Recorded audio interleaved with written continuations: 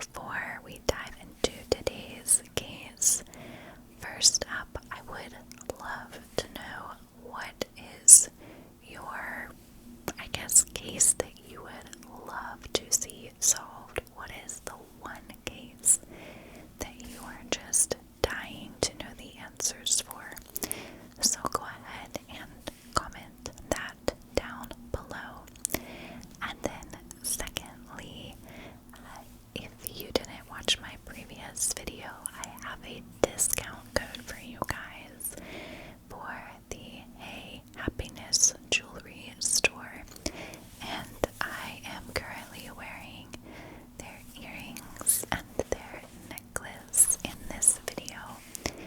And honestly, I wear some of their jewelry every single day, even if I'm just around the house. So definitely check out that discount code down below. You will receive 10% off of your order. Okay, so let's go ahead. We are going to dive into the last case of spooky season for this year. And this go around, we are covering the case of the Circleville Letters. So this story really freaks me out.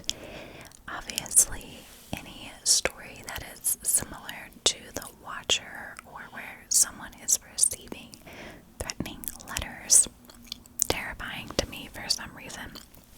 But this one just goes an extra step in its mystery.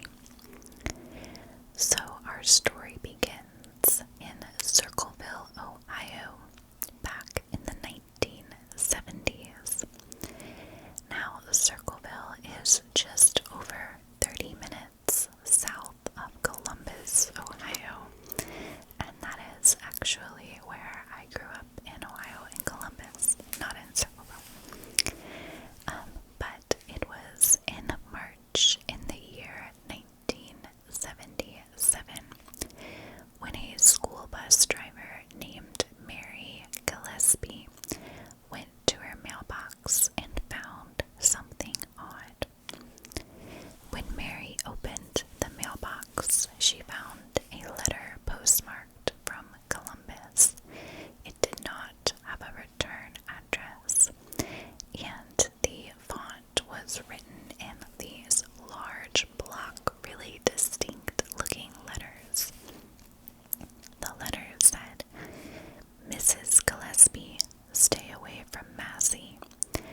Now Massey is Gordon Massey, and he was the school superintendent back in the year 1977. But the letter said, "Stay away from Massey. Don't lie when questioned about meeting him. I know where you live. I've been observing your house and know you have children. This is no joke. Please take it serious. Everyone concerned has been notified, and everything will be over soon." Now, the superintendent, Gordon, was married at the time, and he had children as well, and Mary was also married to a man named Ronald, or Ron as we will call him. Now, Mary did not turn these letters over to Ron right away. However, after she started receiving more, she spoke with Ron about the matter. She told him that she was not having an affair with Gordon in any way, shape, or form, and he believed her. After Mary started receiving more letters, some of these even said, "It's your daughter's turn to pay for what you've done. I shall come out there and put a bullet in that little girl's head." After this, Mary's husband Ron even began to receive some letters directly addressed to himself, and the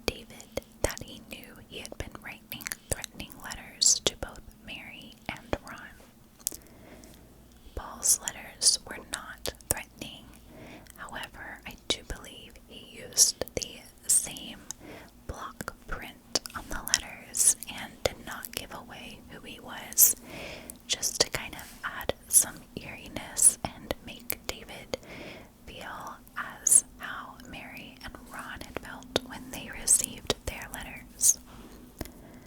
After sending these letters off to David, the letters at Mary and Ron's house stopped arriving, and they both thought that they had fully solved the problem. However, after just a few short weeks, the letters began to come to their house again. On August the 19th, still in the year 1977, Ron was home with his children when he received a phone call. The Gillespie children claimed that Ron grew very agitated and angry, and after the phone call, Ron grabbed his gun and told the kids he was going to go talk to the person who had been writing letters to their family. Ron left the house in the family's truck, which, if you remember, the letter writer claimed that they knew which truck Ron was driving in his car. So Ron left the house and sadly never ever returned back home. The police were out and about and found that Ron's truck had crashed into a tree at an intersection not too far from the Gillespie home, and that Ron had sadly passed away. The police looked over the scene and found Ron's gun, the one that he had taken with him, underneath him, and they also found that the gun had fired at least one bullet that evening. The police investigated a bit further and told the Gillespie family and the public that Ron had passed away due to driving while intoxicated and crashing into the tree. However, Ron's family claimed that he very rarely drank, and he would have never driven while drunk or crashed into a tree as the result of drinking. All family members around him that day claim he never once had a drink that day. The police still maintained that Ron had been drinking, and that had resulted in his death. The police never did find out who Ron was meeting up with, or who or what he had fired his gun at that evening.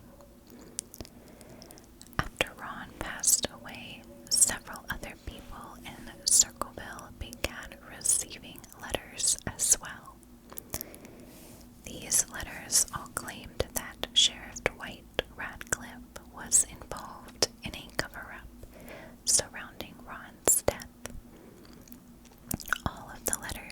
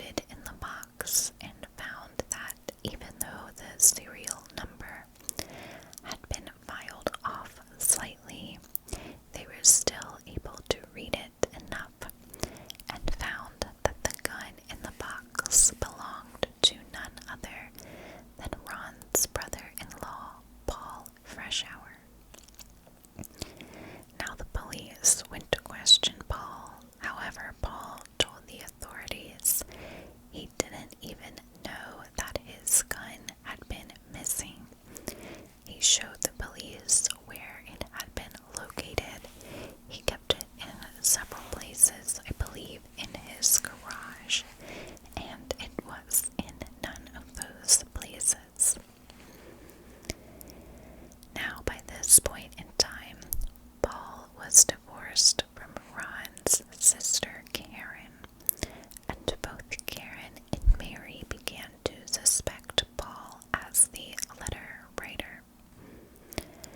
Paul was given a handwriting test. Now, this test was not a standardized test, and basically the police handed Paul some of the Circleville letters and asked him to copy that writing word for word. This is not a standardized test. He was able to see the letter and try to emulate the same writing. The police should have asked him to write in all caps or write in block letters and write certain phrases, but not show him the letters. But also remember, Paul did write those few letters to David, and so I'm sure he had some practice at writing the letters in those block format. Anyways, Paul went to trial. They brought the letters in, but never accused him of being the letter writer. However, they did accuse him of attempting to murder Mary. Paul was found guilty of the attempted murder of Mary, and he went to prison. At first, the letters stopped. However, after just a short bit of time, the letters to Mary and other elected officials and news stations in Circleville began to pick back up. This was all while Paul was in prison. Now, he was in prison up in Lima, Ohio, did not have access to send mail out like that, and all of the letters continued to go through Columbus, Ohio, which to me means Paul could not have sent those from prison. There were several times that Paul was even in solitary confinement, and letters were still sent out. He was placed in solitary confinement basically because they believed he was still writing the letters, but after people still received letters and he was in solitary confinement, I believe that kind of proves he was not the letter writer. He was a superb inmate in jail and was even released a bit early, out on parole. Now, while Paul was in jail, he even received several letters himself from the mysterious letter writer, and some of these read, "When are you going to believe you aren't going to get out of there? I told you 2 years ago, when we set them up, they stay set up. Don't you listen at all."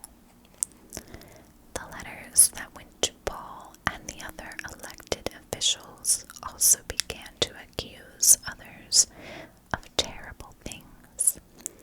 The letter writer even said that a prosecutor in Paul's case had murdered a pregnant woman. In 1994, Paul was released from prison and continues to claim that he was innocent.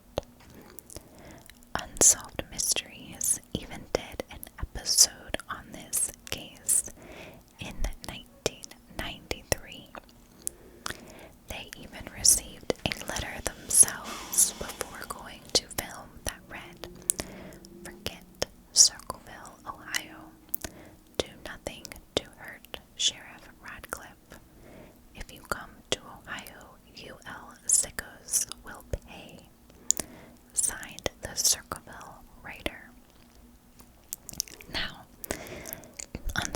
mysteries, while they never did officially solve the case, they did believe that possibly Karen was trying to frame Paul at the end, as their divorce was not amicable. And a man was spotted near the booby trap sign that Mary had found. This man was driving a yellow El Camino and matched a description of Karen's boyfriend at the time, and her boyfriend had access to a yellow El Camino, and the description did not match her ex-husband Paul at all. So who could have really written all of these letters? In total, there were close to 50, if not more. Some people believe it was possibly Gordon's son William at first, who really did think that there was an affair going on between his father and Mary. However, some believe Mary wrote the letters herself just to maintain innocence, even though she really was having an affair with Gordon. Others believe that it was Karen trying to frame Paul, but after the Unsolved Mysteries episode aired in 1993, not a single other Circleville Writer letter was ever received. So what